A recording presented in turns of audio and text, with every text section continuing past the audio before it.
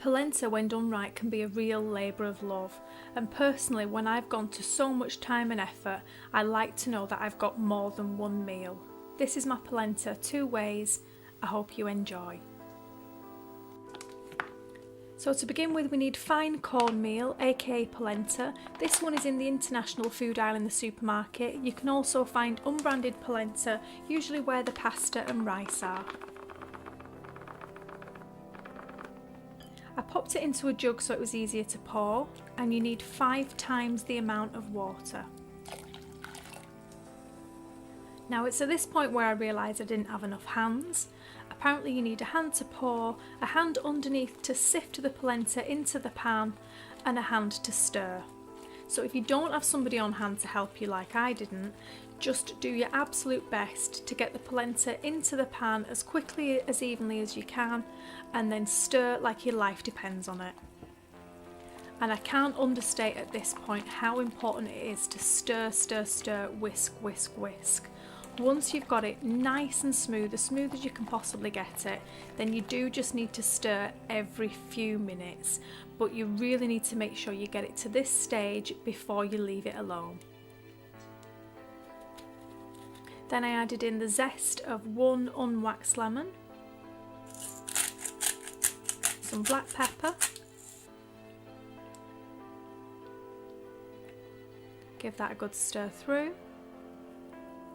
2 tablespoons of nutritional yeast, 1/4 teaspoon of black salt, 1/4 teaspoon of Asafoetida, and that should all blend and melt really nicely into the sauce. And then a teaspoon of Dijon Mustard. I used a can of sliced mushrooms. You'll probably use about half a can for 2 portions, and make sure these are really well rinsed and drained. You can chop them into smaller pieces if you prefer. You're going to take some green spring onions and some kale. I always de-stem my kale, but if you're not too worried about the stalk, then you can just go ahead and chop it up. And I actually lost some of the footage here, so we're going to skip quite nicely to everything finely chopped.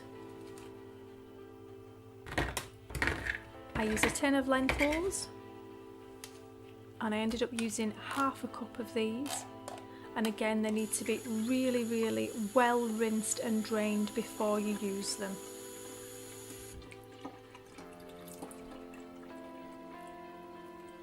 A tablespoon of garlic oil, and please don't do what I did here and add the mushrooms in wet. You do need to dry them off, probably with a piece of kitchen towel to stop them from spitting. Then add in all the greens. These will only take a few minutes just to wilt down, so you need to make sure your mushrooms are cooked properly before you add them.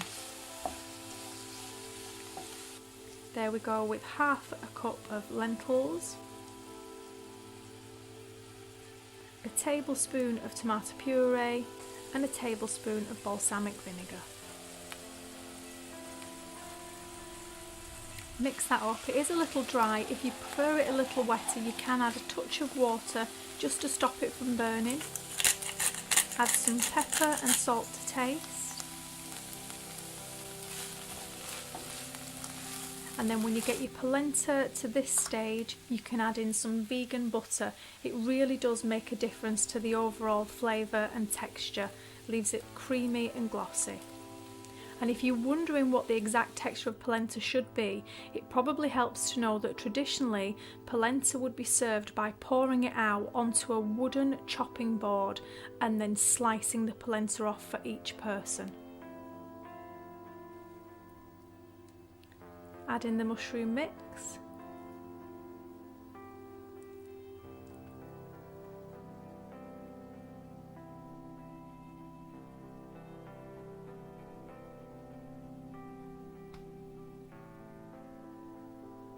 And you can see here this polenta is creamy, it's luscious. It's a little bit similar to mashed potatoes, but with a very different flavour. And then as an extra recipe, I was intending to make a polenta pizza, and it did fail miserably, but I really enjoyed the result, so I thought I'd share it with you here anyway. So I'm just greasing an oven-proof dish and adding in the remainder of the polenta.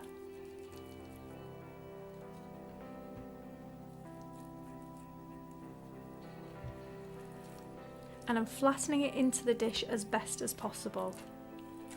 You're trying to get it as flat and as even as you can to form a base.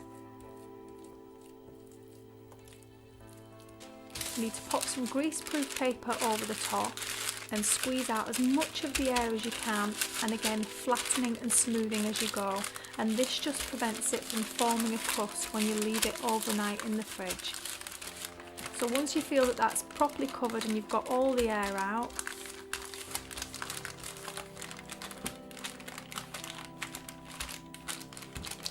I then popped a plate on top just to give it a little bit of extra weight, and it goes in the fridge overnight. So the following day, you remove the paper and you can see that it's firmed up really, really nicely.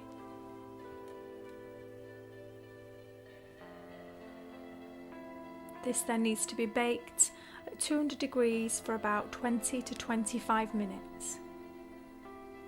In the meantime, I used half a cup of the leftover mushroom and lentil mix, and I added that to a tin of peeled plum tomatoes, a sprinkle of smoked paprika, some dried mixed herbs, a dash of chili powder, and I just happen to have these green leftover olives. You're really looking to try and make a marinara or a pizza type sauce. You could also use a chili, a bolognese, even a curry. So add all the ingredients into the pan.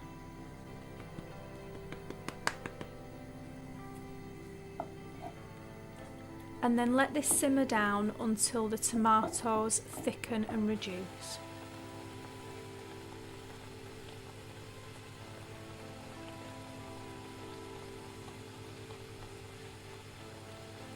I added in some fresh basil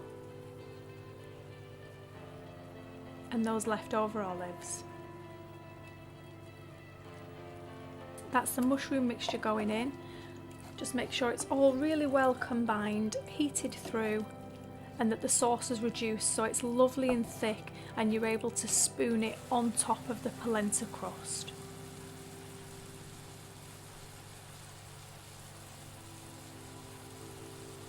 Once the crust is done, pop the sauce mixture on top, spread it out nice and evenly,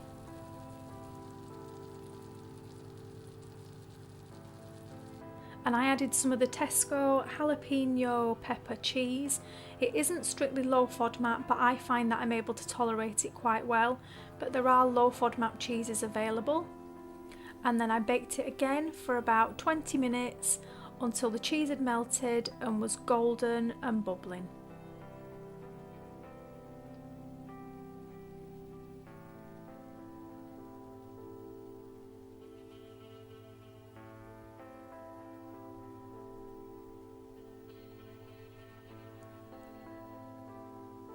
And you can see here that it ended up not resembling a pizza at all, but it was actually so delicious that I really wanted to include this recipe.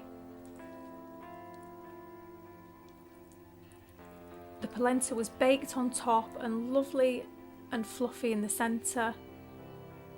The sauce and the cheese were absolutely perfect, and I'll definitely be looking into making a polenta pizza in the future, so stay tuned for that. Hope you enjoy.